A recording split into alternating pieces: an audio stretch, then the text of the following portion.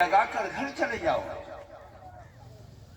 میرے ساتھ ان علماء کے ساتھ صرف عمل رہ جائے جو ہر وقت لگا ہوا ہے ساتھ. دائیں پر بیٹھنے والا دائیں رجسٹر کھولے ہوئے، بائیں بیٹھنے والا بائیں رجسٹر کھولے. صحابہ کو اللہ کے نبی نے یہی سکھلایا کہ دنیا کی عزت اور ذلت کچھ نہیں ہے، آخرت کی عزت ہے.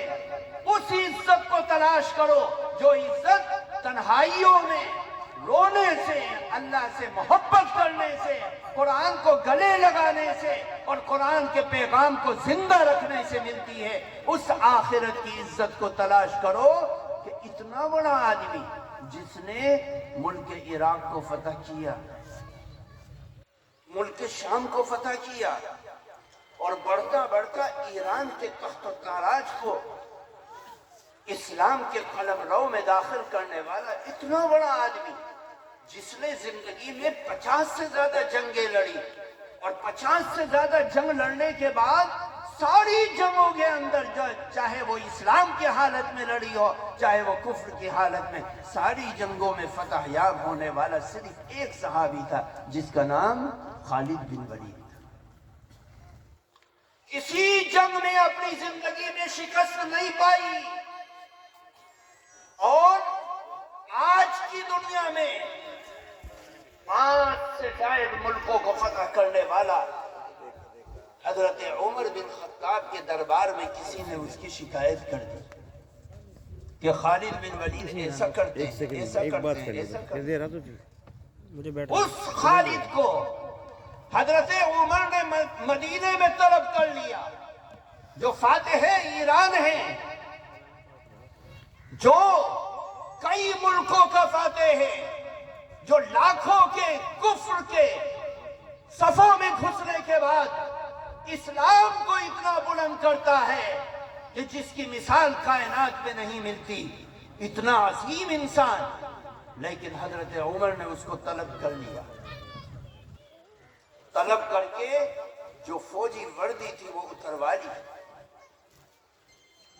اور سزا دینے کے لیے کھڑا کر دیا. ابھی معاملے کا پتہ نہیں کیا معاملہ ہے اور سزا چل رہی ہے.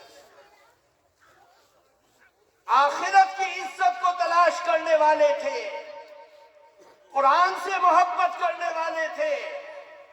پھر کیا ہوا؟ اس کو برداشت کیا کیونکہ نظر آخرت کے اوپر تھی، دنیا کی عزت اور ذلت پہ نہیں تھی. دنیا کے اندر کچھ نہیں رکھا کہ ایک اتنا بڑا آدمی جو 11 ملکوں کا اکیلا بادشاہ ہے، وہ ممبر کے اوپر تقریر کر رہا ہے اور لوگوں سے کہہ رہا ہے سنو اور اطاعت کرو. ایک دیہاتی کھڑا ہو کر کہتا ہے نہیں، ہم تیری بات نہیں سنتے اور نہ اطاعت کرتے ہیں. لوگ اچنبے میں رہ گئے کہ عمر بن خطاب کو جو اتنا بڑا بادشاہ ہے، اتنا بڑا خلیفہ ہے، جو اللہ کے نبی کا نائب ہے، ایک بدو دیہاتی اس کو کھڑا ہو کر ٹوک رہا ہے، کیا معاملہ ہے؟ لوگوں کی نظریں اس کی طرف. حضرت عمر ایک زینہ نیچے اتر گئے اور فرمایا بڑے میاں کیا بات ہے؟ کہا ہمیں یہ جواب دو کہ کل مدینے میں چادریں تقسیم ہوئی تھی اور مال غنیمت سے چادر دی گئی تھی. مدینے کے ہر شخص کے پاس ایک چادر ہے، لیکن ہم دیکھ رہے تیرے جسم کے اوپر 2 چادریں ہیں، ان چادروں کا حساب دے. میرے دوستو، یہ قرآن کی درسگاہ نے ہمیں یہی سکھلاتی ہے. دنیا کی عزت کے پیچھے مت پڑو، یہ تو عارضی ہے. ان مدرسوں کا مقصد صرف اور صرف یہ ہے کہ امت کے دل کے اندر یہ بات بیٹھ جائے، قرآن کے واسطے سے، نبی کے پیغام کے واسطے سے، نبی کی محبت میں اس بات کو بٹھا دیا جائے کہ زمین کھا گئی آسماں کیسے کیسے. آئے بڑے بڑے رستم اور بڑے بڑے پہلوان، بڑے بڑے بادشاہ، بڑے بڑے مالدار، بڑے بڑے نامی گرامی آئے اور آ کر اس دنیا سے چلے گئے.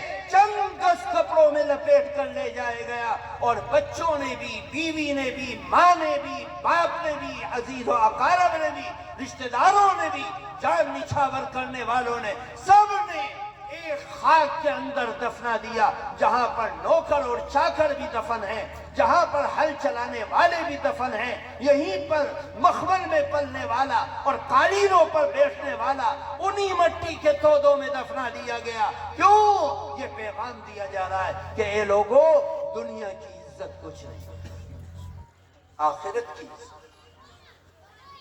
میرے دوستوں، بزرگوں، اللہ کا قرآن ختم ہوا ہے۔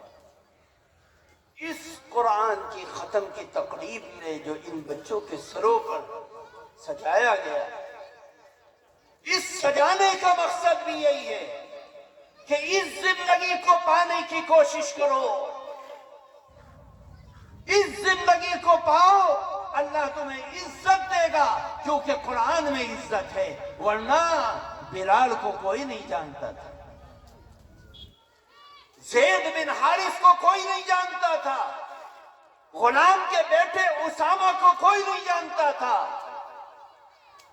کوئی نہیں جانتا تھا زبیر و طلحہ کو، کوئی نہیں جانتا تھا ابو بکر و عمر کو، بہت تھے، سب کے نام باقی ہیں قرآن کی وجہ سے، اسلام کی وجہ سے، نبی کی وجہ سے، لیکن جو نبی کے باقی تھے، چاہے ابو بکر ہو، چاہے ابو لہب ہو یا ابو جہل ہو، آپ دیکھیے ابو لہب اور ابو جہل نام کا دنیا میں کتا بھی نہیں،